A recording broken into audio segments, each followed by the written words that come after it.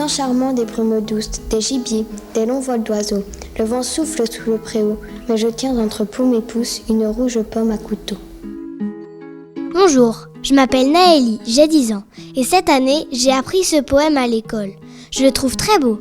D'ailleurs, j'y pense. Ce poète, René Guicadou, on m'a dit qu'il habitait dans la région de Châteaubriand et qu'on pouvait découvrir plein de choses sur sa vie, là où il a vécu. J'aimerais bien savoir comment il trouvait autant d'inspiration. Bienvenue dans la salle de classe où René Guicadou a enseigné de 1945 à 1951. Alors les artistes viennent en résidence, donc ils viennent créer sur place, dans la demeure, des auteurs, des plasticiens, mais aussi des réalisatrices en film d'animation. Hélène Cadou a aménagé ce lieu de telle sorte que l'on retrace la vie de René Guicadou.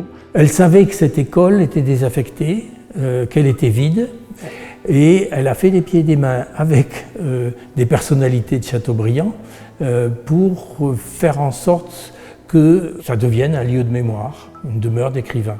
Alors ce qui lui plaisait le plus, c'était de recevoir des gens connus ou inconnus qui venaient visiter et elle les faisait pénétrer dans l'intimité du poète. Son rêve s'était réalisé.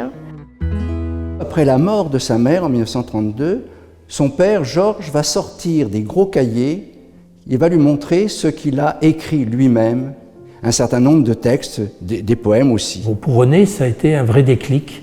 Aussitôt, il a essayé d'écrire. René, dès cet âge-là, savait qu'il serait poète avant tout. Son premier recueil s'appelle Brancardier de l'Aube, et c'est l'image des ambulances qui arrivaient le soir à l'Hôtel-Dieu et des corbillards qui repartaient le lendemain matin qui vont véritablement le marquer. Hélène est étudiante au lycée Guisteau à Nantes et fait partie d'un petit cercle de jeunes poètes qui écrivent. Hélène elle-même a écrit, a déjà publié 1 ou 2 recueils. Ses camarades lui disent un jour, dis donc, si on allait à Clisson, il y a un jeune poète, un jeune instituteur poète qui est très prometteur, on pourrait aller le rencontrer. Le 17 juin 1943, j'ai pris le train pour Clisson et la première fois où j'ai aperçu René, où je l'ai vu, c'est véritablement la grande révélation. René va effectivement connaître le coup de foudre. Je t'attendais ainsi qu'on attend les navires dans les années de sécheresse. Et Hélène va devenir effectivement l'inspiratrice, l'égérie du poète. Hélène disait toujours que René avait un caractère solaire. Il était quelqu'un de manifestement très, très vivant, très rieur. Il a ce sentiment profond de rencontrer les gens.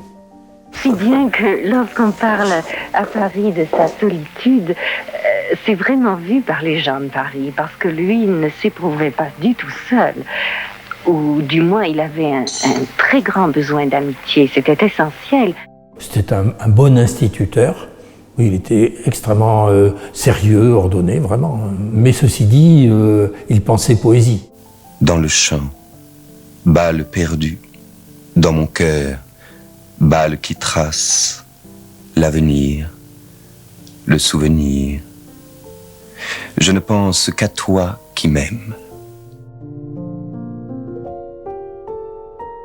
Après les cours le soir, René et Hélène montaient dans cette chambre qui est devenue la chambre d'écriture. Il est 5 heures. Il dit qu'il dépouille le vieil homme. Il enlève sa blouse couverte de craie. Il monte dans sa chambre et là, c'est autre chose qui commence. Il m'a écrit « Ma vie commence à 5 heures du soir ». C'est presque un dédoublement de personnalité entre Cadou, l'instituteur, et puis le grand poète qu'il était. Il y avait tout un rituel qu'Hélène racontait beaucoup. Il y avait pour lui une nécessité que l'ordre soit absolument immuable, c'est-à-dire qu'il lui fallait tout son univers. Elle se mettait sur le lit, il y avait leur chien qui s'appelait Zola, et le chat, d'où Jésus ou Orphée.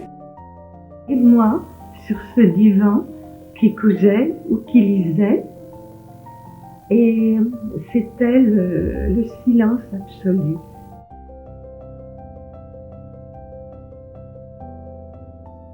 René écrivait sur cette table, Et généralement, au bout d'1 heure, il sortait un manuscrit qu'il lisait à Hélène, lui demandant son avis.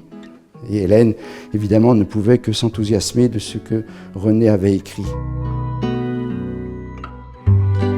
Celui qui entre par hasard dans la maison d'un poète ne sait pas que le bois a pouvoir sur lui. Eh bien, nous souhaitons que chaque visiteur soit ému par ce qu'il va découvrir.